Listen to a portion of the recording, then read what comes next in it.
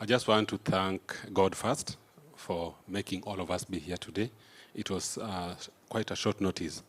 And Chams Media, sometimes, we forget his name. We just call Chams Media, Alex Jamada. We interacted with him around 2021 or 2020 in COVID time. That is when the organization KEDWA, Kenya Diaspora Welfare Association, came out, and we really went the whole of Dubai giving food to people who were stuck here. That is when we even associated with the embassy in Abu Dhabi, also supplied us with food, and we really assisted Kenyans. We negotiated also flights for Kenyans to be repatriated home. So that is when we knew each other. They came here only to do that, and we really appreciate them. It was showcased even in Kenyan media, and a lot of Kenyans knew what was happening. And by that time, we had several sponsors who were doing that. It was not even us. It was a lot of sponsors. Some of them are sitting here who really supported us on that time. So today, I'm just here to say something small in regards to welfare associations in the diaspora. It's not easy, it's a challenge, and again, it depends on the host country, where, we have welfare associations in different countries. Some countries are a bit of flexible when it comes to registration. Some, like where we are now, is a bit of a challenge when it comes to registration. And as Kenyans, we always know, we always think we want to associate ourselves with organizations that are fully registered. And that is where challenge comes. Okay, why do we have the welfare associations, or what the importance do we have to be having these associations? Currently, we have different associations, and at the same time, currently, as we speak, we have different leaders for different associations. We came together and we said there is no need of having different organizations doing the same thing. So as leaders of different associations, including KEDWA, we had KEWA, we had other small organizations, we are trying to bring them together so that we can have one big vehicle that can stand for Kenyans. But if I can just say something about, okay, with the diaspora associations, it's not that they're perfect. They're not perfect. But they're powerful and are more than just networks. They are born from need to belong, to support, and to uplift their values, and to uplift their values in creating safe spaces for empowerment. In unfamiliar land, diaspora associations become sanctuaries that they offer emotional, social, and financial support where possible, helping our people navigate systems that feel alien and overwhelming. We have several cases in UAE, a lot of them, where has been only done by bringing people together. So one thing with Kenyans, which I only love most, is whenever there is a challenge, they always put aside their differences and they come together. Can we clap for ourselves? And that is what has been driving us even here in the UAE. Despite all the challenges that we are facing, whenever there is a problem or one of us is facing a problem, we always come together. There is something that Madam Pace said somewhere, which is very true. We're always proud in this country because we've lost several Kenyans, but all of them have been repatriated home. And not from anywhere, but only from us as Kenyans. So I always, whenever I see Kenyans together, I always appreciate our togetherness. With great potential comes great complexity. Diaspora associations face real, persistent challenges, which include fragmentation and rivalries. That one is always there. Political, ethnic, generational divisions can erode unity. We've seen associations splinter under pressure, weakening the very fabric they were meant to strengthen. Yeah, those are things that the challenges that we are getting as welfare associations. Governance and accountability. Without structured leadership and transparent systems, trust erodes and participation declines. Professionalism must be our standard, not aspirations, but a requirement. As associations, we are trying as much as we can to be very professional, and that is why even when we came up with KEDWA, those times, I can remember we had members all over UAE, and we had even the Abu Dhabi team. They're still there. I always like what they're doing. They're still intact. And thank you, Mr. Ambassador, for the support you are giving. They always really appreciate. Those were part of KEDWA, because when we were in KEDWA, we brought Kenyan government in UAE. We had senators, we had governors, and we had those who were on the ground. And it helped us really coordinate whenever there is any problem. So that professionalism is very, very important whenever diaspora issues come. Many associations rely on volunteerism and limited funding, making sustainability a constant concern. We must explore innovative funding models, partnerships, and capacity building to ensure longevity. Those are part of the challenge, because whenever we have a welfare, we cannot say we have some funds coming from somewhere. That means we fund them ourselves. And with that one, not so many people can sustain it for long, because people go through different challenges. And because of a lack of funding for the welfares, issues start coming up. And because, for example, here, the registration part was a bit of a challenge, and with that, you cannot have an account. And when you can't have an account, it becomes even a challenge when you want to organize an event and you want to get sponsors. You know, that accountability issue becomes a problem. So these are the things that are pulling us down, which I hope, as we move on, we'll try to find solutions for the same. Currently, we have a lot of young people in the UAE. To our young people, you know, I came in this country 17 years back. And if you see I don't know how to put it, but the caliber of people who came those years and those who are coming now, they are totally different. They are very different. I think wakati tulikuja that time, sijui ni shida ilikuwa imetuchapa mpaka tulikuwa tumejua hatuna mahali pa kurudi nyuma. So that means whenever you started working in a company, you really trusted what you are doing. And it was these small problems that we're having now, we didn't have that time. People were not just coming and going to work somewhere and resigning, and they don't even have another job, and they resign, then they go overstay, then the problems come, they run to the consulate, and they say these challenges were not there. But I think the current, our Gen Z who are coming, they need to be a bit patient, very, very patient. Things have changed. People like us, we always get surprised when we hear things that are happening now. And I'm sure some of you sitting here who came some 10, let's say 10 years back, you can see the big difference of the generation that we have now. So to me, it's just our Gen Z, wanafaa ku relax. Things always grow gradually. And that gradual growth is what is very difficult for them to wait. Very hard for them to wait.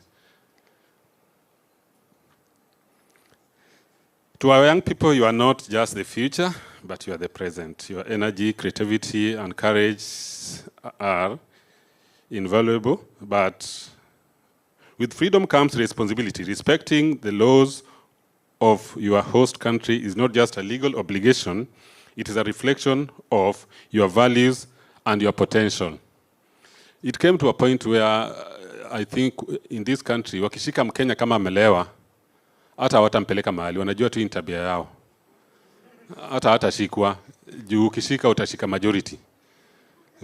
When you go to a team, when you go to a I always go to a lot of, I'm always invited in so many gigs. So when you are not drinking, you look like kuna shida. Ni wewe uko na shida. So it's like we've taken it to another level. These are things which we need to speak, and we need to see how we can sort them out, because a lot of Kenyans are losing jobs, a lot of them, due to small issues that can be avoided. As I'm here, I'm an employer. I employ different nationalities. I have a security company. And if you start categorizing people as per their nationality, that is when you'll know who Kenyans are. So usitake kujua hapo, but the fact is, as Kenyans, we need to start thinking and talking to our young people. We need to start talking to our young people so that we can change the trajectory, so that we can start having some different, the host country can start seeing us differently. It's very, very important. Before, Kenyans were being respected so much. The respect was high. You can't compare that time and this time. So tusijiulize kwa nini tunaambiwa watu wa 40 and above ndio inakuwa rahisi kukuja, na wale 40 and below bado regulations zinakuwa ngumu. Maybe ni sisi tu wenyewe tumecreate hiyo.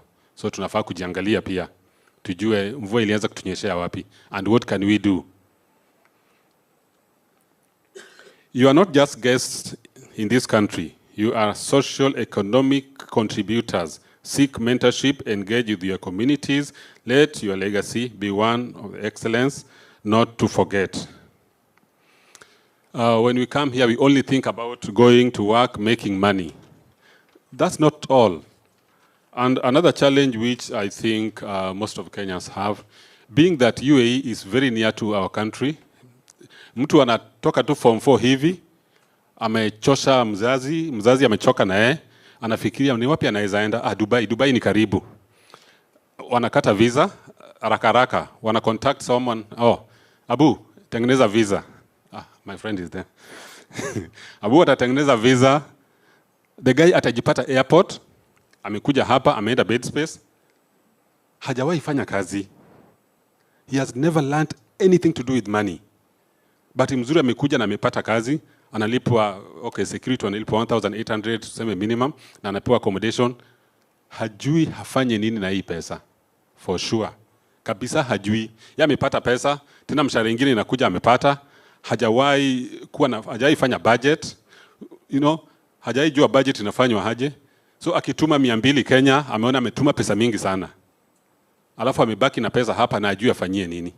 And that's why we need to have this type of group, so that at least we can talk to ourselves and let people learn. Because these things, we don't learn them at home. So just imagine your son who is here, and maybe the person comes here, amepata kazi, anaanza kupewa pressure ya nyumbani. Anatuma pesa. He doesn't even have life. Na hapa kunanga life usipochunga. Ni kwenda job, kurudi, kulala, going at work, coming home. People go under depression, even those who are working. And with that one, we've been having even cases of people taking their lives, suicide. So these are things that we need to be talking and we need to be discussing, and also we need to bring in our young guys and having this discussion. Now let me talk something small in regards to some insights. As a diaspora, or as a people, we are offering partnership, engage. This one, let me speak to our friends. We always coordinate well with our embassy and consulate. We really appreciate what you guys are doing. Nowadays, we are proud when we go to the consulate, and we are proud when we go to the embassy, and we are very happy to see you guys coming to support us here. It is something that I think we missed. I think nowadays it's very easy to ask someone who is the ambassador, and they can tell you. It was something that was very rare. Nowadays, it's very easy to ask someone, have you gone to the consulate here? Yes, how is it? Wow, it's so great. So we really appreciate what you guys are doing. Kitambo wa Kenya walikuwa wanalamika tukienda tunasimama nje, tunafanya nini? Madam, thank you so much. What tunakumbuka. Yeah, what you guys are doing here, and most of the consulate here, kulikuwa na malalamishi mingi sana. But I thank God for guiding all that happened, and our Consul General, asante. The changes that have been happening there, people are seeing. The only problem is Wakenya hawaongeangi sana kama kuna kitu kizuri inafanyika. No, we don't speak. Until one thing negative will happen, then you will discover that is happening. So, as a people, we are offering partnership, engage us, empower us. Together we can cooperate solutions that can benefit both our host country and our homeland in Kenya, homeland and Kenya's citizens at large. As community leaders and community members, let us commit to working together to formalize governance structures and promote transparency, professionalism, and continuity, fostering inclusive dialogue and bridges generational and ideological gaps, creating programs that educate, inspire, and empower us, equipping us with the tools to help us thrive professionally, culturally, and ethnically, so that we can evaluate, go back home being better citizens. Because I think that should be the goal of someone being in the diaspora. I don't think you can stay here for 2 years, 3 years, then you go home the same. Hata wale uliacha huko watashangaa. Just coming out of Kenya and coming in another country, that one should, first of all, change you. When you go Pangu, you should be a changed person. We came in this country when the country itself was a construction site. Now we can see what is happening. I always see our government officials coming here for benchmarking. My only question is, after benchmarking, what happens? That is what sometimes bothers me, kidogo too. Because now, after benchmarking, you need to take what is here and take it back home. So us as citizens, or us as Kenyan citizens, when we are here, what we are doing here is same thing benchmarking. When you go home, please, don't be the same. Nisiende Kenya niambiwe kuna jamaa mwingine mlikuwa na hii Dubai yuko hapa. Alafu nikikuja kuona nashindwa, unajua they compare you the same. So when we are here, let us learn, let us do what we can so that when we go back home, we make a difference. There are so many programs now coming up with investment issues. So when we are here, let us also try to coordinate at home, to know what is happening at home. Watu wangapi huwa wanaona news ya Kenya? Sunaona ni wachache. Hey, amuni news ya Kenya. Siku moja utaenda home upate hata nyumba yenu haiko. So be on the alert on what is happening home. All in all, I just want to thank Brother Alex and Chams media team for what they are doing, and we really appreciate them. And let us still coordinate more and more. Thank you so much, na Mungu awabariki.